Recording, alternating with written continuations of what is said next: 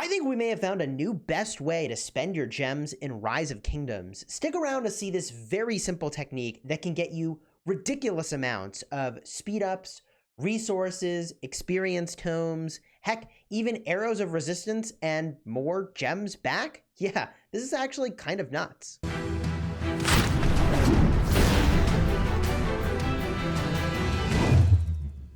Hello, my friends, and welcome back. I'm Chiscool Gaming. Today, we're going to be talking about the latest way that we discovered to spend your gems in Rise of Kingdoms that is insane value. If you like Rise of Kingdoms guides that'll help you get value and smash your enemies, consider smashing that subscribe button for daily Rise of Kingdoms videos. We're a sponsored content creator, and in a recent patch, they made it so that when you are going and refreshing your action points, you no longer have to wait until you're out of action point potions to go in and buy more action points. Now, this is a big deal. This is a big deal because every player should have a storehouse of action points to win important events, or even to just do what you need to do in Lost Kingdom, gaining honor. However, with this change that lets you gem action points before you've run out of all of these potions, I started to wonder, is it worth spending your gems on action points even though you already have action point potions? Now, the cost for this goes up by 50 every single time you do it. So it starts at 100 gems, then it's 150 gems, then 200, and so on. For the same amount of action points, 500, and that resets every single day. So I started to wonder, what is it that you could get with 500 action points? So I ran around the Lost Kingdom, and I know my Lost Kingdom's about to close here, but I battled these high-level barbarians, every single one that I could find. And, you know, I did about 100 of these high-level barbarians, and it might be hard to find one now since they've just stopped respawning. Here we go. But these high-level barbarians can drop in upwards of 50 gems. They could drop 50 minutes of speed-ups, a bunch of experience tomes, a whole bunch of resources. And I realized, like, gosh, what is the expected value if I spend 100 gems on 500 action points? How many gems of stuff am I getting back? Now, the short answer is that you're getting about 900 gems of stuff back. Really, 900 gems of goodies. Technically 957 by my exact math, but there's some randomness in there. You're getting about 334 gems of resources. That's at the VIP shop prices. You're getting about 191 gems worth of speed ups. 251 gems worth of experience tomes, not even counting the experience you get from battling the barbarians. You get about 56 gems, and you get about 125 gems worth of arrows of resistance. Now, if you've got an advanced account, you might say, well, I don't need the arrows. I don't need the resources. The speed ups alone, 191 gems worth of speed ups is pretty good.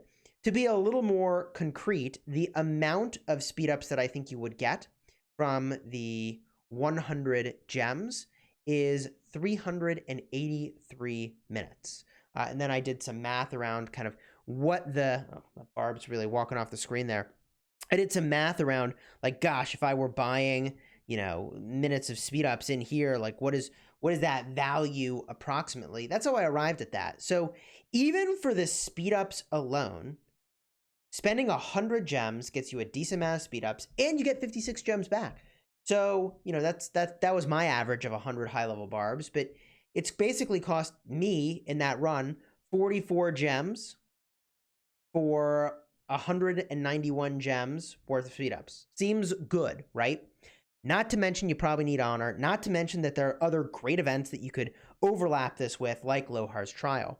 So I think there's a really good argument here to spend 100 gems a day, getting 500 action points, and spending it battling barbarians or rallying forts or whatever it is that you needed. You were going to probably spend those gems, for instance, if you're new into the game, getting Books of the Covenant anyways. Well, may as well rally a few forts instead, and you'll get the Books of the Covenant, and you'll get all the other goodies that come along with it. So that to me seems like a really solid play. But then I started to wonder, okay, Chiscool, now you're in Lost Kingdom now, right? Like these barbs are premium. They give some good stuff. But if you go back to your home kingdom, right? Let's say you're not in KVK, or you don't have access to these high-level barbs, how good is the value? And it turns out the value is still really, really good, even though your regular run-of-the-mill barbs in your home kingdom offer much fewer speed ups, much fewer gems, fewer resources, and fewer tomes of knowledge. Still, the level 21 to 25 barbs are pretty solid. I calculated about 625 gems of value, assuming you need all of the things that I was describing earlier: resources, speed ups, tomes of knowledge, gems, and arrows of resistance. If you don't need all of those things, it's still a pretty decent amount of value in there. The thing I'm going to say that is a downside to this is that a lot of players are not looking for more of these things that you can get sort of for free other ways. In other words, you can get resources a bunch of ways. You can get speed ups a bunch of ways. You can get tomes of knowledge a bunch of ways. If you weren't gemming them before, why would you start gemming them now? And I'm going to make the argument that gemming the action points to get all of these things only makes sense because the value's so high if you needed all that stuff. Otherwise, you might want to hang on to those gems for more important things that you can't get typically just by farming them around the map, and that's something like a Wheel of Fortune or a Card King to get a commander that you really wanted or needed.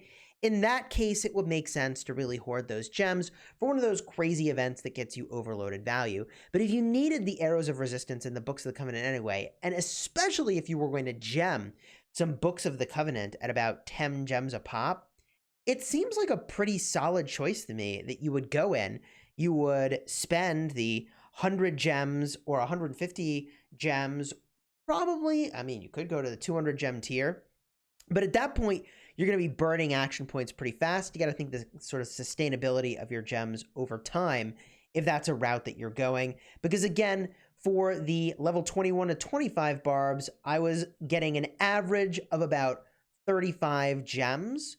Now, your mileage may vary. You might get more, you might get less. This is subject to some randomness. I didn't determine if that was a statistically significant sample doing kind of 100 barbs, you know.